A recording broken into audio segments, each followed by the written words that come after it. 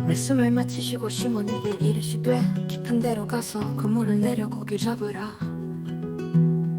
시몬이 대답하되 선생님, 우리들이 밤이 새도록 수고하였으되 잡은 것이 없지만 말씀에 의지하여 내가 그물을 내리리이다 하고, 그렇게 하니 고기를 잡은 것이 심히 많아 그물이 찢어지는지라.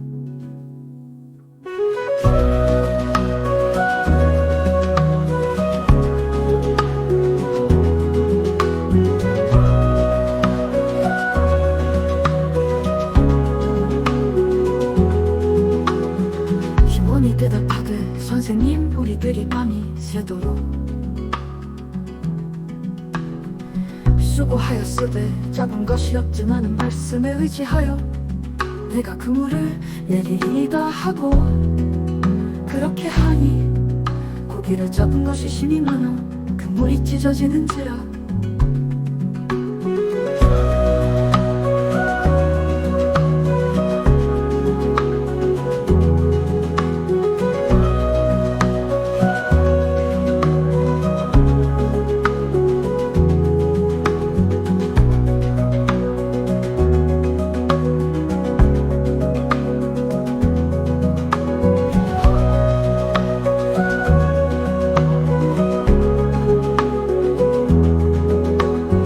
시몬이 대답하되 선생님, 우리들이 밤이 새도록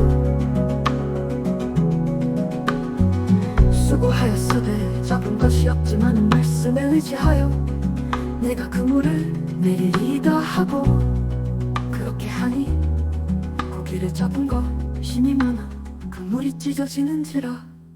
빈대에서 만선으로, 선생에서 주님으로, 어부에서 제자로에 대해 묵상해 보시기 바랍니다. 1절로 3절입니다. 갈릴리에서 예수님 인기는 대단했습니다. 여러 회당을 다니며 복음을 전하셨고 더러운 귀신을 쫓아내셨고 많은 병자들을 고치셨습니다. 사람들은 그러한 예수님 말씀을 듣기 위해 몰려들었죠.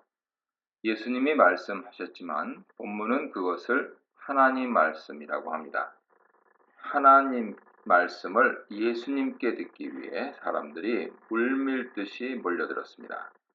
이는 앞서 예수님 사역에서 하나님 능력이 나타났기 때문에 예수님에게서 하나님 말씀을 기대하고 왔다는 뜻이죠. 또한 예수님은 사람 말이 아니라 하나님 말씀을 전했다는 뜻도 됩니다. 많은 사람이 몰려들어 밀치는 상황이 발생했고 예수님은 해변에 있는 두 척의 배를 발견하셨습니다. 어부들은 그물을 싣고 있었고 배는 비어 있었죠. 어떤 이유인지 알 수 없지만 예수님과 베드로는 지금 떨어져 있습니다. 예수님과 베드로는 이미 알고 있는 사이일 가능성이 높습니다. 4장 38절 보세요. 아무튼 어느 날 베드로는 고기 잡으러 나갔다 밤새도록 헛수고해서 지친 몸과 마음으로 지금 그물을 싣고 있습니다. 예수님은 베드로에게 다가가셔서 그의 배에 올라 무리를 가르치기 시작하셨죠. 베드로에게 배를 빌려달라고 하셨을 뿐 아니라 배를 육지로부터 조금 떼기를 부탁하셨습니다. 사람들이 너무 몰려드니 그들과 얼마간의 거리를 두고 효과적으로 말씀 전하기 원하셨습니다. 이러한 예수님 요청에 순종하여 베드로는 그대로 하였고 마침내 예수님은 효과적으로 말씀 사역을 할 수 있었습니다. 예수님이 베드로에게 다가오시고 베드로의 순종을 이끌어내시고 성공적으로 사역을 수행하시는 장면이죠. 4절로 7절입니다. 말씀 사역을 중단하시고 갑자기 예수님은 베드로에게 깊은 데로 가서 그물을 내리라고 명령하십니다. 이 또 다른 명령은 무엇일까? 배를 빌리고 배를 육지로부터 조금 떼도록 하는 것은 작은 명령이어서 순종하기 그렇게 어렵지 않았습니다. 그런데 밤새도록 고생했는데 또 깊은 바다로 나가라는 명령은 순종하기 쉽지 않았을 것입니다. 예수님도 베드로의 그런 사정을 아셨습니다. 밤새도록 허탕친 베드로 상황을 꿰뚫어 보고 계신 것이죠. 그러나 그런 베드로를 그저 위로만 하지 않으셨습니다. 베드로에게 또 다른 순종을 이끌어내셔서 그로 하여금 예수님께로부터 나오는 하나님 능력을 경험하게 해주려 하십니다. 베드로는 자신의 상황을 솔직하게 고백하죠. 밤새도록 헛수고한 지금 심정을 그대로 아뢰입니다. 그러나 거기에 그치는 것이 아니라 예수님 말씀에 순종하겠다고 고백합니다. 예수님은 앞서 권위 있는 말씀으로 회당에서 가르치시고 귀신을 내쫓으셨습니다. 이제 베드로는 예수님의 권위와 능력을 인정하며 순종을 다짐합니다.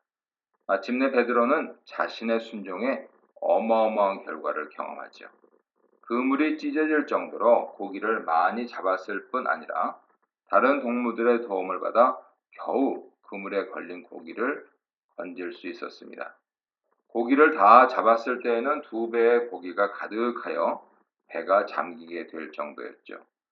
베드로와 동무들은 충격을 받았습니다. 분명 고기잡이의 잔뼈가 굵은 그들의 경험으로도 이해되지 않는 일이 벌어졌던 것이죠. 밤새도록 노력했지만 허사였는데 예수님 말씀대로 했더니 어마어마한 기적을 경험한 것입니다. 8절로 10절 상반절입니다. 마침내 베드로는 예수님 앞에 무릎을 꿇었습니다. 자기가 경험한 이 기적은 하나님 능력이 아니고서는 불가능하다는 것을 깨달았습니다. 고기 잡는 것은 자기가 프로인데 자기보다 훨씬 더 고기 잡는 것을 잘 아는 이분은 하나님께로부터 오신 분이라는 확신이 생겼죠. 자신의 경력과 간밤의 수고는 아무런 결실을 맺지 못했지만 예수님 행하신 하나님 능력은 엄청난 결과를 가져왔기 때문입니다. 그리고 주여 나를 떠나소서 나는 죄인으로서이다 고백합니다.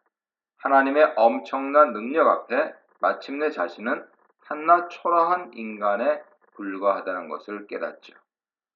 하나님의 역사하심 앞에 초라함을 넘어 자신이 죄인임을 고백합니다. 사람이 하나님을 만날 때 할 수 있는 고백이죠. 자신의 초라함, 부족함, 죄인됨을 깨닫고 고백하는 것입니다. 마치 구약에서 하나님을 만난 인간이 자신의 부족함을 고백하는 장면과 유사합니다. 베드로가 이러한 고백을 하게 된 이유는 자신들이 경험한 기적이 단순히 우연으로 된 것이 아니라 여기에는 하나님의 역사하심이 있다는 것을 알고 놀랐기 때문입니다. 베드로뿐만 아니고 베드로 동업자인 야고보, 요한도 이러한 기적을 경험합니다. 베드로의 믿음의 순종은 그의 동역자들도 하나님의 기적을 경험하게 하죠. 그들이 본격적으로 예수님 제자로 활동하기 전에 먼저 하나님 능력을 경험하게 하십니다. 예수님의 은혜와 능력을 경험한 후에 예수님을 위해 살게 하십니다. 10절 하반절 11절입니다. 베드로에게 배를 육지에서 조금 떼기를 청하셨던 예수님, 그에게 깊은 데로 가서 그물을 내리라고 명령하셨던 예수님은 이제 베드로에게 사람을 취할 것이라고 하십니다. 베드로가 어부라는 것에 착안해서 또한 방금 고기 잡았던 상황을 감안해서 예수님은 베드로에게 고기를 취하는 것처럼 사람을 취할 것이라 하십니다. 얼핏 이 비유는 모순처럼 보이죠. 호수에서 고기를 잡는 것은 먹기 위해서, 내다 팔기 위해서 잡습니다. 죽여서 잡는 거죠. 그런데 세상에서 사람을 취하는 것은 그들 생명을 구하기 위해서입니다.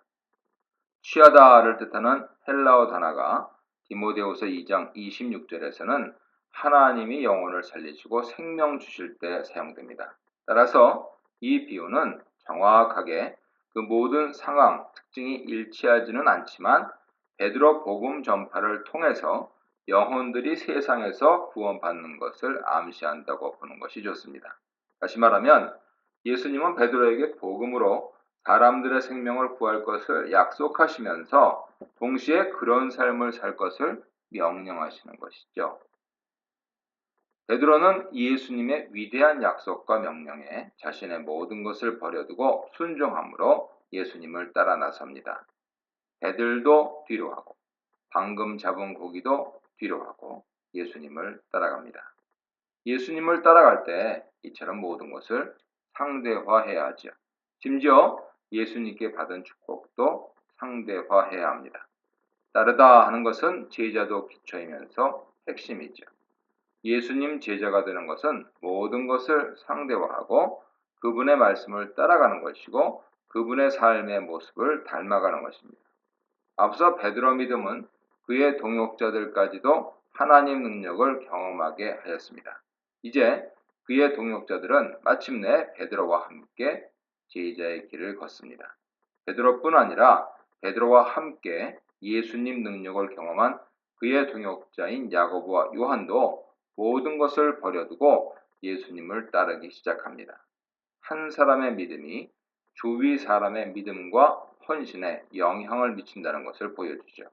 그 사람을 통해 다른 사람도 하나님의 은혜와 능력을 경험하게 되고 그 다른 사람도 믿음과 헌신의 세계로 들어오게 되는 것입니다.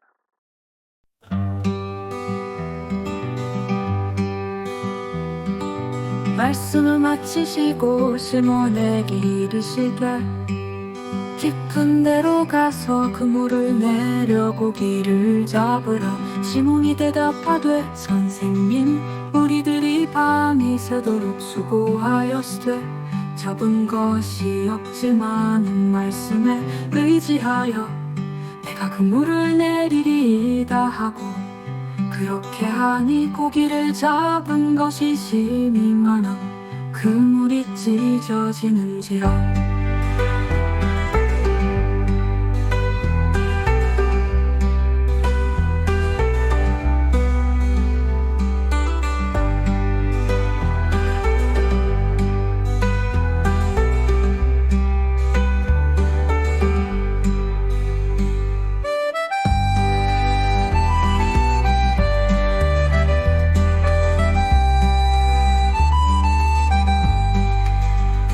그런 거 그럼